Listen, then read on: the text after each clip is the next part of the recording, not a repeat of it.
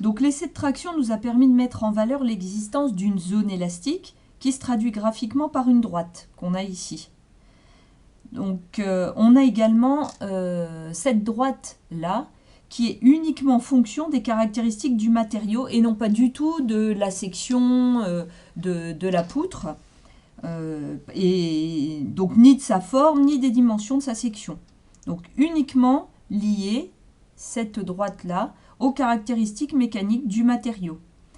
Donc on voit ici qu'on a proportionnalité entre la contrainte sigma et la déformation epsilon. Je vous rappelle que la déformation epsilon, c'est l'allongement qu'on a mesuré sur la longueur initiale.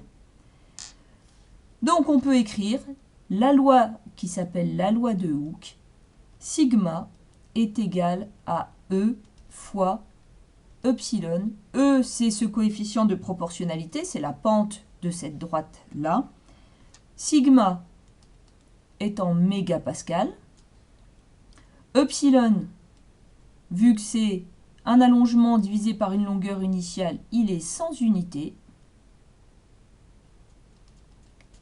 Et ce coefficient E, là, s'appelle le module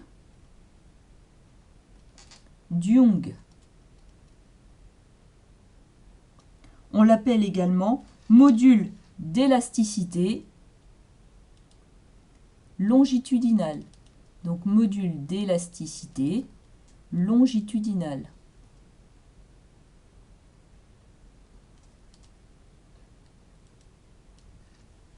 Donc module d'Young ou module d'élasticité.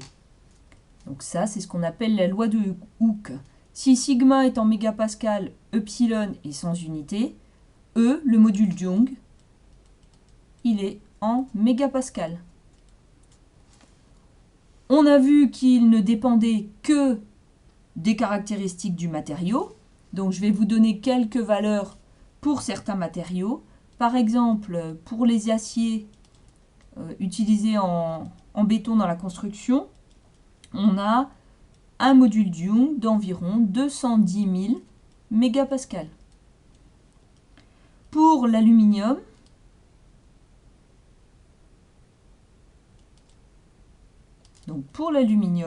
on a un module d'Young d'environ, hors de grandeur, 70 000 mégapascales.